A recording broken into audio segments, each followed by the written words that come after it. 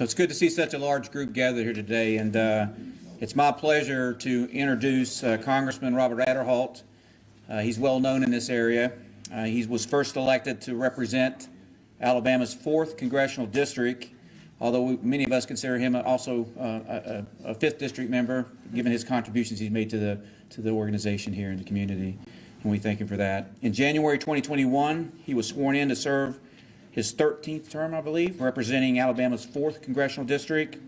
He's a senior member of the powerful House Committee on Appropriations, which has jurisdiction over funding the operation of the federal government. He is the ranking member of the Subcommittee on Commerce, Justice, and Science Subcommittee with jurisdiction over NASA, FBI, and lots of critical science programs. He is also a member of the Agriculture and the Defense Subcommittee that supports the many military programs which are so important to the local economy. Robert is also a member of the Commission on Security and Cooperation in Europe, also known as the Helsinki Commission. Founded in 1976, the Helsinki Commission is comprised of 56 countries around the world that together monitors human rights in Europe and Central Asia. He has been a powerful ally of our community. He has assisted in state and local projects and economic development. He continues to support pro-growth initiatives that have created jobs in his community, strong immigration standards, and maintaining a robust national security perspective and policy. Prior to his election to Congress, Congressman Aderholt served as an aide to Governor Bob James and as a municipal judge in Haleyville, Alabama. Educated through Alabama's public school system, Aderholt went on to graduate from Birmingham Southern College and from the Cumberland School of Law at Stanford University. He is married to the former Caroline McDonald of Huntsville. Caroline was recently added to the Auburn Board of Trustees, and their daughter, Mary Elliott, is graduating from Auburn, and their son, Robert Hayes, is planning to attend Auburn next year. So he's chosen sides here, it looks like, on that. So it's my honor to welcome him back to this community. He's done so much for us. Let's give him a hand.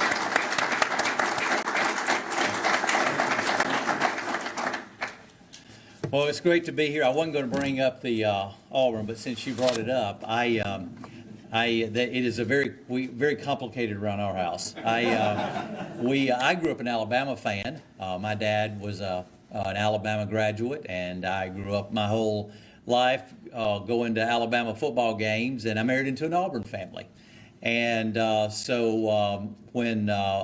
I went to Birmingham Southern, where I met my wife, Caroline. And so we sort of had that neutral, sort of position there, being sort of in Switzerland, being in Birmingham Southern. But a few years ago, they put Tuscaloosa in my congressional district. And so I represent about half of Tuscaloosa, including some people you know down there, Nick Saban, other folks that are very involved with the university. And then my wife just gets on the Auburn Board of Trustees. So my life is very complicated. My daughter, as mentioned, just graduated from Auburn, and then my son, as of today, is going to Auburn, so we'll see. But it's great to be here and to be back at the Chamber and to be back in Huntsville. And thanks for your kind words about my connection with Huntsville. And as a lot of you know, it's because of I married into Huntsville. I grew up in Haleyville, and I still call that home. That's where I grew up, and still have a home there. But I, of course, married into the McDonald family, which have been around for quite some time. I know there's a lot of folks that move in and out of the Huntsville area, but her family's been here for quite some time, and I'm an only child, so I have no brothers and sisters. But my wife has 2 brothers and sisters, and they're all here in Huntsville. So all of my in-laws are here in Huntsville, and so I do consider Huntsville sort of like a second home for me. So thank you for always making me feel welcome. And in addition to that, Huntsville is so important to our state, and so important to the 4th District, which I represent, which, as you know, is just down the road. I mean, I would be afraid to say how many thousands of people on a daily basis drive to Huntsville to work on a daily basis. because I represent Arab, which I know is almost like a bedroom community for Huntsville, as well as Guntersville is, and of course we have somebody from Coleman, and then of course I represent Lawrence County. So I'm constantly reminded of how important this region is to not only our state, but certainly to the 4th Congressional District and the jobs and the economic development that it provides. But it's always good to be here, and to have a chance to be with the Chamber. And of course, I think every time I'm in Huntsville, I am reminded of the role that Huntsville has played over the years in our defense industry. Really for 3/4 of a century. And since the end of World War II, almost every time that our nation has faced challenges, whether it's dealing with our national security, our national prestige, or our important place in the world, America has turned to this region of the state. And it's looked to this area to find the answers, and they have received those answers. Every time, whether it's winning a space war, or space race, winning the Cold War, or meeting the security challenges of the 21st century, North Alabama and the Huntsville area, Madison County, the surrounding counties has answered the call, and America has ultimately won. But today I would say that America does find itself at a crossroads.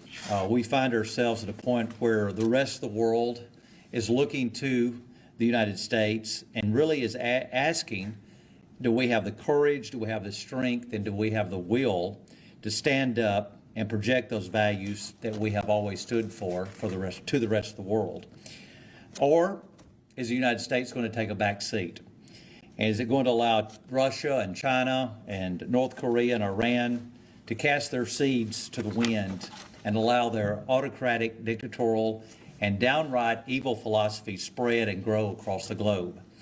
I know without a doubt that every person in this room would join me in saying that we cannot and we must not fail to answer the new challenges that are before us. But we can't face the challenges that are before us with the current resources that we are dedicating to our military. We cannot face them with the way in which we are procuring our military hardware, our technology, and our raw materials from the very adversaries that are around us. We cannot face these challenges if we force our military and our brave service members to be focused on being in a culture of wokeness instead of being a culture of warriors. Unfortunately, since the end of the Cold War, America, really to put it frankly, has been adrift in many ways. We won the Cold War, and ever since then, about the last 30 years, we've been taking a victory lap. The emphasis that we have put on terrorism after September 11th attacks was very necessary, and I don't question those emphases at all. But at the same time, it caused us to lose focus. And while we were busy trying to fight Al-Qaeda and fight ISIS, our nation-state adversaries were free at work doing what their goal was.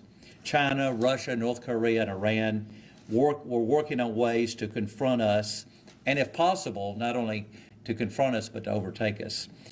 And I believe that these countries, China, Russia, North Korea, and Iran, while they each present a different challenge to us, we're all set on the same goal, and that's to bring more darkness to the world. And I don't really think it would be a stretch if we called the 4 Horsemen of Darkness. They certainly do not seek the light that comes from freedom and democrat ideals. I really think that there is a perception in the world today that America is in a decline, and that we no longer have the will nor do we have the guts to be the world leader and the champion of democracy and freedom. In my opinion, the way in which the Biden administration withdrew from Afghanistan, it sent that message more than ever loud and clear.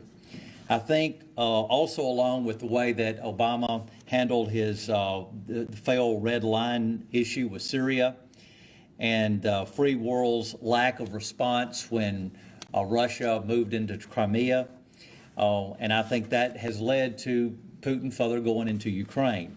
Putin has made the calculations that America was no longer had the will to stand up.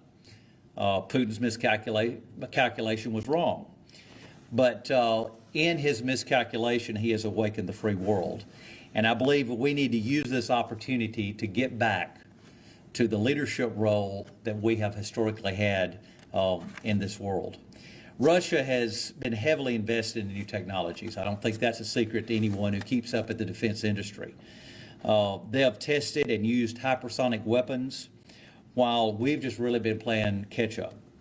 Just a few weeks ago, they tested a new type of nuclear missile delivery system that claims it can avoid all defenses.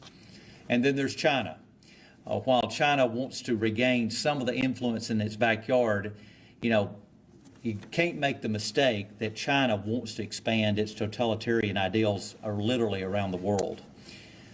Furthermore, China has not tried to hide its ambitions. Many of you in this room today have seen classified briefings, as I have, and you know how serious the threat is with China. They want to literally dominate the world, and to do that, they know they need to surpass the United States of America in any possible way. They have very set, clear goals set out.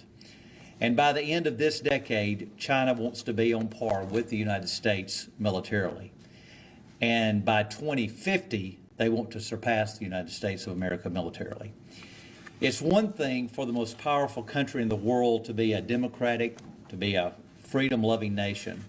It's entirely a different one for most of a powerful nation in the world, like the United States, for individuals to be treated as disposable pawns of the state, where they can be locked down and thrown into COVID or ethnic concentration camps.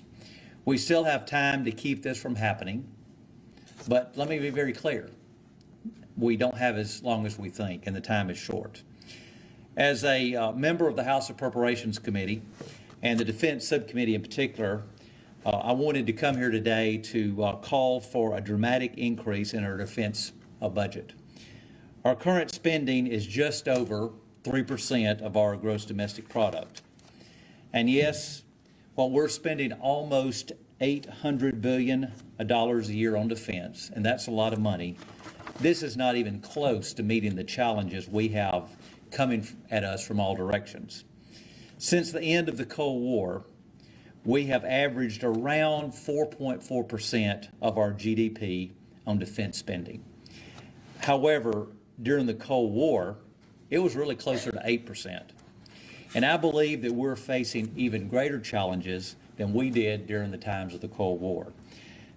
This difference between that 3% of our GDP that we're spending now and the average of 4.4% is what I would call our security gap.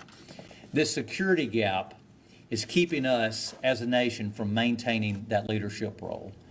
This security gap is keeping us from staying at least a generation ahead of our foes in technology, and let alone keeping up with them. This security gap is keeping us from paying our men and women in uniform wages that compete better with the private sector. And this security gap is keeping us from modernizing our nuclear forces. It's keeping us from building the naval resources we need to stay ahead of China, and it's keeping us from accelerating our missile defense technologies from the accelerating offensive and defensive capacities of cyber warfare.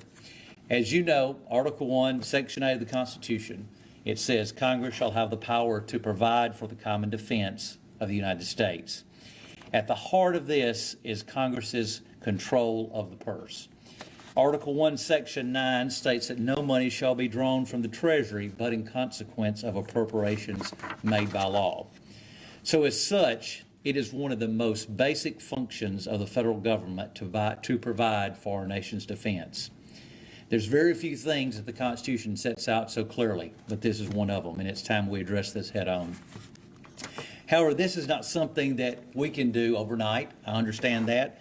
We need to begin to move quickly to ramp up our spending over the next 3 to 5 years, or I believe the coming decade will not be so friendly to the United States. Therefore, I would propose a very straightforward 5-point plan to get our military and our military appropriations to that level it needs to be so that we will get back to our world domination of power. The plan would include, number one, ensuring that we build and advance our technologies in order to lead the world. Number two, that we would make sure we dominate all warfighting domains. Number three, that we strengthen our alliances. Number four, that we protect our defense industrial base. And finally, make sure our men and women in uniform are focused on their core mission. The first point of the plan is not something new. It's something that we have just gotten away from over the last 100 years or so, and that's peace through strength. More than 100 years ago, President Theodore Roosevelt understood this, and I know most of you heard the old statement or cliche where he said, "Speak softly, but carry a big stick." Technology is one of those of America's strengths. And we have the best minds, we have the best companies, we have the best managers who can harness technology to keep America a generation ahead of our adversaries. However, we need to fund them better to find ways to speed up the cumbersome procurement process. Here in North Alabama, we've seen incredible advances in short-range and long-range missiles, missile defense, advanced lasers, hypersonics, drones, and many other technologies. And when it comes to technologies, most people, I think, would agree that increased funding can accomplish these goals. But America's warfighters require an improved acquisition process to deliver those tools and technologies that are necessary to counter the rising threats. Decades of efforts to improve this process have failed. I've heard from many of you about frustrations that you've had with the procurement process. And I want to work to you to identify changes that we need to make to speed up this process for critical time-sensitive programs and for projects. I'll work with my colleagues and with the Pentagon to find ways that we can make improvements so that we can address our modern military needs. Both Russia and China have been working to modernize their nuclear weapons. As I mentioned earlier, Russia has a new ICBM that they claim can even carry several hypersonic missiles and deliver them to every corner of the world. North Korea continues to build more warheads and design better missiles, better capable of delivering them right here to the homeland. And of course, Iran desperately wants a nuclear weapon to threaten its neighbors. Meanwhile, we hear that President Biden is promising to reduce our number of nuclear weapons, also to limit the updates on delivery systems, and be less reliant to use for our defense. I think this would send a dangerous message to our nuclear adversaries. And I'm calling us to do really just the opposite. We must not only modernize our weapons, but we must also modernize our delivery systems as part of our nuclear triad. Our Navy allows us to project strength around the world. We need to dramatically increase the number of ships in our fleet to counter these threats. Currently, Chinese have the world's largest Navy with 360 ships. They want to increase that to 460 over the next decade. And while the Chinese grow their naval fleet, this administration is proposing decommissioning 24 ships. We are currently decommissioning ships at a faster rate than we're building new ones to replace them. The United States Navy has also always been one of the best ways that the United States can project our power. But we cannot allow our Navy to fall behind the Chinese. We must increase our production of conventional weapons as well. Currently, we are woefully unprepared for a conflict with Russia or with China. At the end of the Cold War, we had approximately $21 billion worth of weapons in our inventory.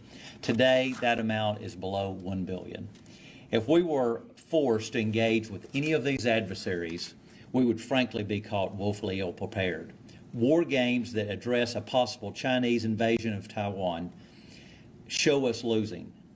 War games that address a war between the U.S. and both China and Russia also show us losing.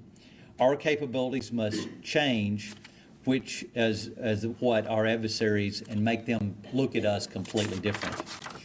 I sincerely believe that the best way to avoid war is to be so strong that no one wants to go to war with us. Please know that while it sounds like I'm being very critical of our current state of our defense in this country, let me say there's one area that I'm certainly not critical of, and that's of our soldiers and our sailors, our airmen, and Marines. They are still the best trained. They are the most dedicated fighting force on the planet. But we need to increase their pay, and especially for the enlisted personnel. All Americans, as you well know, only have to go to the grocery store to find this out, is finding a pinch of record inflation. But let me tell you, there's few in the nation that feel that pinch more than our enlisted personnel. We also need to make sure that their readiness levels are increased and that we have better forward deployment so that they may spring into action if needed. The second part of the plan would be for the United States to work towards domination of warfighting domains such as space, cyber, and artificial intelligence. 2 years ago, President Trump announced that Space Command would be permanently headquartered here in North Alabama, here in Huntsville.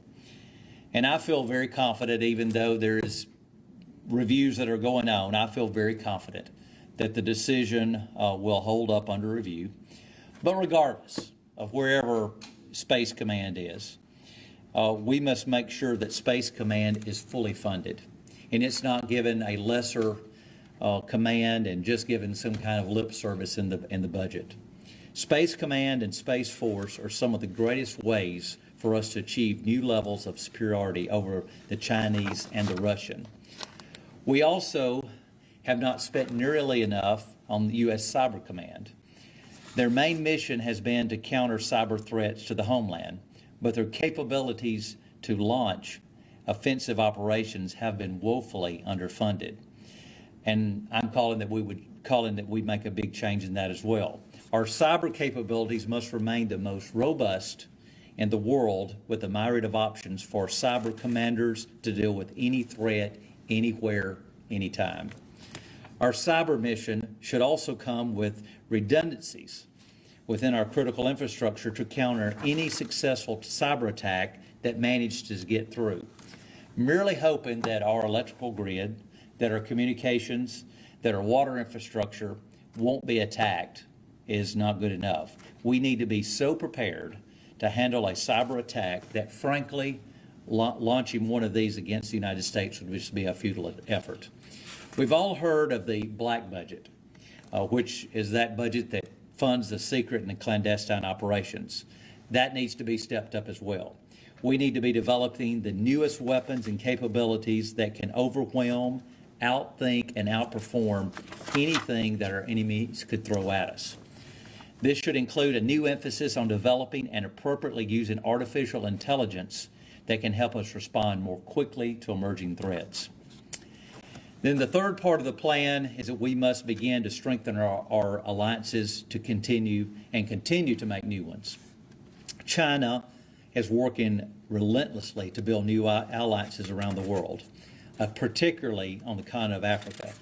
I have seen the maps, and I've seen the growth over just the last 10 years. The Chinese have invested billions of dollars in infrastructure in African nations. In 2017, China established the first military base outside of China in Eastern Africa. They now have their sights on a new naval base that's on the west coast of Africa, and it looks right across the Atlantic Ocean, and the next stop would be the east coast of the United States. The Chinese are also working on a new base in the Solomon Islands, and which, as you might expect, is causing the Australians a lot of angst, as it should us as well. Sometimes the money we invest in other nations are sometimes criticized, and I understand that reluctance. But if we don't make that investment, the Chinese will. If we allow a power vacuum, the Chinese will be more than willing to fill it. The fourth aspect of the plan involves protecting our industrial base and making sure that we are not reliant on a single unfriendly nation for anything that we need militarily.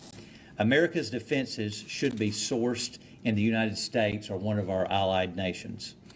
Quite honestly, right now, we must rely on our adversaries to get some of the basic materials we need for our military hardware. The United States military uses at least 35 critical minerals to build advanced weaponry. And 14 of those 35, we are 100% reliant on other countries. And the other 15, we're more than 50% reliant. And you might want to guess who we're getting most of these minerals from. Well, if you guessed China and Russia, you'd be right. There's absolutely no logic in this, and it must end. Our military is basically built from the ground up to fight a war with Russia and or China, yet we're building our military with supplies from these very countries. Imagine China were to invade Taiwan, and that wouldn't take a lot of imagination. And I would want to have as much leverage over China as possible. If we're dependent on China for our essential minerals, we have a much weaker hand in doing that. The time to address this is now and not wait until a crisis occurs. I plan to soon propose legislation that will support our critical minerals domestic capacity. This legislation will also help reduce our import reliance on minerals that are currently sourced from America's adversaries. It is no longer acceptable for our nation to rely on countries like China or Russia for a single molecule of essential military hardware. We are also far too reliant on energy supplies from other countries that don't have our best interest at heart. For starters, neither the United States nor our NATO allies should import a single drop of oil from Russia.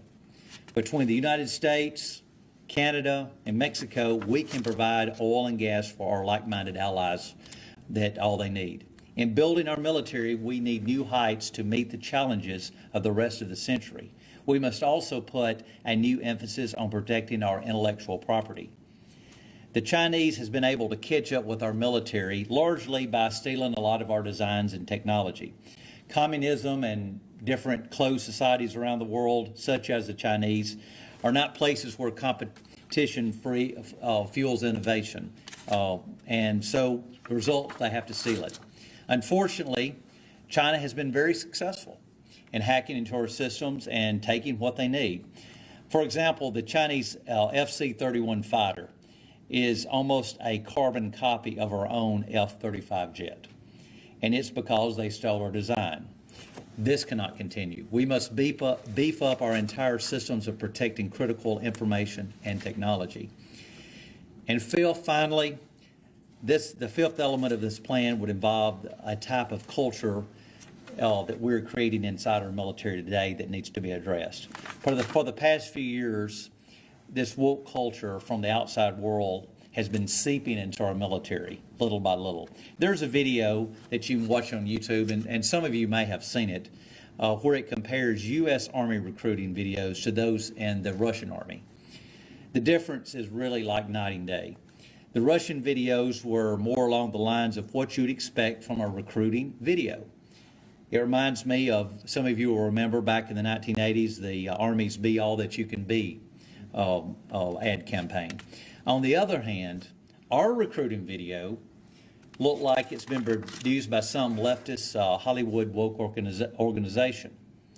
Unfortunately, some in Washington are seeking to tarnish military service by proposing bills designed to label members of our military as white supremacists and neo-Nazis. With these types of rebranding efforts, there's no wonder that the services are struggling to meet its end strength. If our military continues to use this type of recruitment, it will be a devastating consequences on the morale, on our ability to attract quality recruits, and readiness. And let me say, I have the utmost respect for Secretary Austin, Secretary of Defense. But he recently stated that the current greatest national security threat to the United States is climate change. And it's difficult for me to look around, and I would say it's difficult for you to look around and see what is going on around the world and come to that same conclusion. How can we look at the threats from China, from Russia, from North Korea and Iran and decide that the biggest threat to our way of life is a warming atmosphere? Our military must be focused on one overarching mission, and that is to protect the United States and our interest at home and abroad. The social engineering and the climate change agendas, along with all the other political agendas, need to be left outside the doors at the Pentagon. Traditionally, national defense has always been a very bipartisan issue in Congress. These types of activities and initiatives in our military erode at this bipartisanship that we've enjoyed for so many years in this country. They need to be rooted out so that we can focus on that one main mission. And what I'm aspiring for our nation to do, it will also require support from across the aisle. Republicans can't do this alone, and I'm ready to work for that. The stakes for our nation are too high for us to not be in lockstep. So in conclusion, as I said, I wanted to come to Huntsville this afternoon to lay out some of a new vision that I have for our military, because Huntsville and the people all over North Alabama have always taken on whatever challenge that lay before them and have met those challenges head on. We need to immediately re-engage. We need to re-image, reinvent our own military power and procurement. In the past, when our nation has come under attack, and whether that be September the 11th, whether it was Pearl Harbor, we've all immediately rallied up and stood together to defend this nation. However, on both occasions, we found ourselves ill-prepared, which has left us vulnerable to attack in the first place. I think we all have to believe that Russia, that China, North Korea, and Iran are plotting America's demise. If they succeed, the world will be a far darker place. So I pledge to you today that as long as I'm in Congress and able to represent Alabama, I will be fighting to ensure that America has the military might to thwart any and all attempts to weaken this great nation. We are talking about a significant but a necessary amount of money. I envision by 2026, when actually our country will be 250 years old, our defense budget should be closer to $1.2 trillion rather than the current estimates of just a little more than $800 billion. But as we move closer to a Republican majority in the House and Senate after this election and in the coming months, we must also turn our attention to the non-defense budget and make sure that we right-size overall government spending and make the appropriate cuts in the right places. We need to make the right cuts for in certain places in non-defense. We cannot play like there is not a growing deficit out there and a growing debt. We have to always keep that in mind. So please know that I do keep that in mind. But achieving these goals will take a lot of effort, and we're going to certainly miss the leadership of Senator Shelby when he retires. But in addition to my role in serving on the Appropriations Committee, we have a lot of firepower here in Alabama in our own delegation to meet these challenges. If the Republicans take the majority, Mike Rogers from over in East Alabama, he is well positioned to be the next chairman of House Armed Services Committee. Senator Tuberville has a great seat on the Senate Armed Service Committee. Congressman Jerry Carl from Mobile has a seat on the House Armed Services Committee.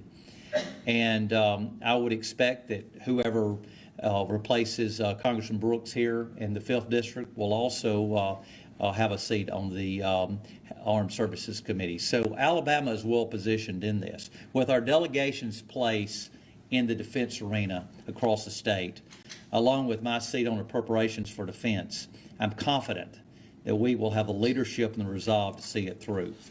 If we show the world our resolve and follow up with the necessary increases in our defense budget, all the nations of the world will notice.